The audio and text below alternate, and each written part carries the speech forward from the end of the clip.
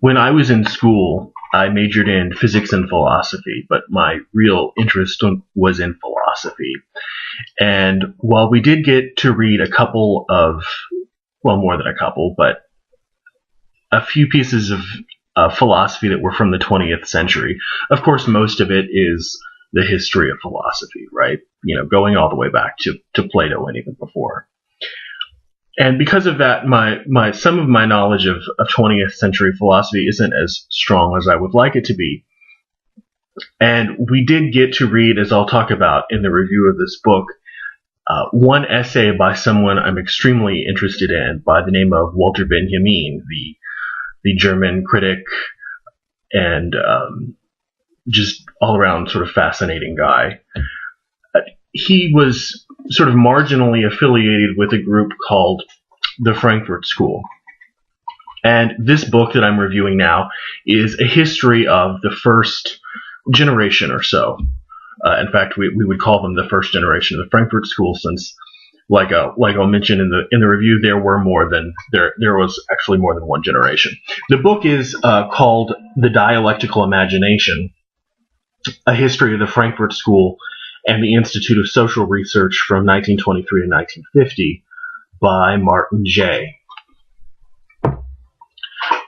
In the early 1920s, a formidable array of intellectual talent coalesced into a group in Frankfurt, Germany, that called themselves, and excuse my German pronunciation, the Institut für Sozialforschung, or the Institute for Social Research. They would later become more known, especially in the United States, as simply the Frankfurt School. They consisted mostly of assimilated German Jews, and they had a truly impressive body of interests, ranging from everything from sociology to sinology. Sinology is the academic study of Chinese culture and language, philosophy, Marxism, musicology, psychology, psychoanalysis, especially Freud. Max Horkheimer and Theodor Adorno are probably most affiliated with the first generation of the school, but it also included people like Herbert Marcuse, Erich Fromm, Leo Lowenthal, Paul Lazarsfeld, and Franz Neumann, many of whom are still read today. But when someone hears the words Frankfurt School today, their influence on Marxism is perhaps what most immediately comes to mind. The members thought that the German Social Democratic Party of the day was spineless and ineffective, but equally thought that the Communist Party of Germany was too hard-lined and too ideological. And because of this, their academic work paved a kind of middle course between the bourgeois politics of the Social Democrats and what was becoming increasingly sclerotic and obsolescent vulgar Marxism that they perceived in Germany, which, of course, under Nazi rule was all but to disappear. Martin Jay uses this book as kind of an opportunity to write a multi-person biography of the people that I mentioned, interlarded with the sort of objective, measured perspective that I've come to know Martin Jay for. And I say that because I've also read another book of his.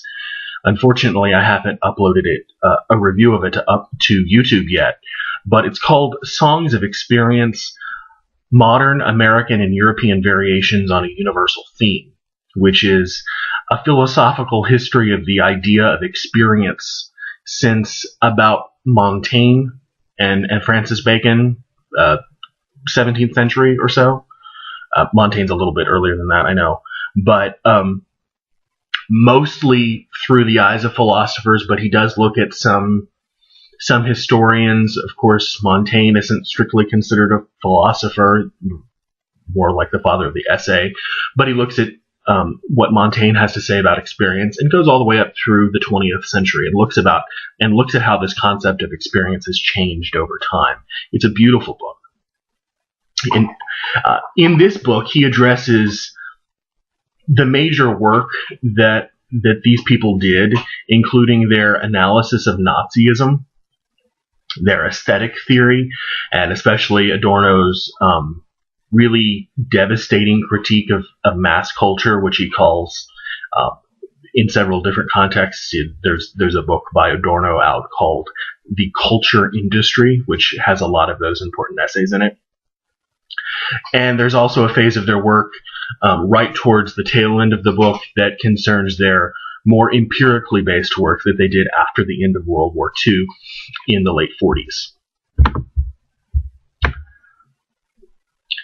In the last chapter, actually, which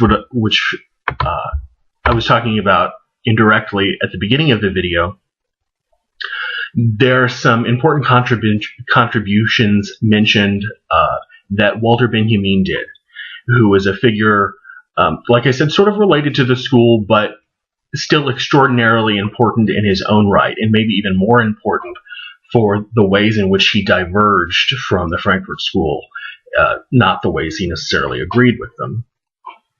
In school, I read Benjamin's Art in the Age of Mechanical Reproduction, which I'm sure every student in a philosophy of art class is made to read.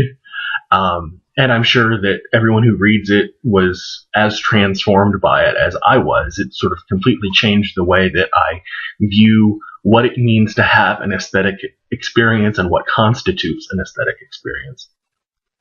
And I have several other of Benjamin's work, several other volumes of his work, including one on media criticism that came out not too long ago. And Jay's book has really made me more curious to pick those up. If there's one complaint I could level against the book, it would be that Jay pays almost equal attention to everyone, which sort of makes you lose focus of the bigger picture, I think.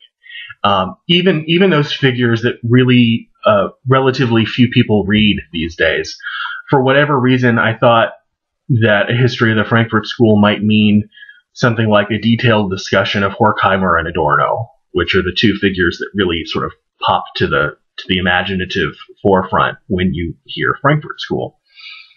And maybe a little, Herbert Marcuse or Walter Benjamin tossed in for good measure, but he really tells the entire history of the Institute as a body, how it came to be, how it was financially funded, those people in the very first few years who no one knows about now, but who were essential in creating it and maintaining it.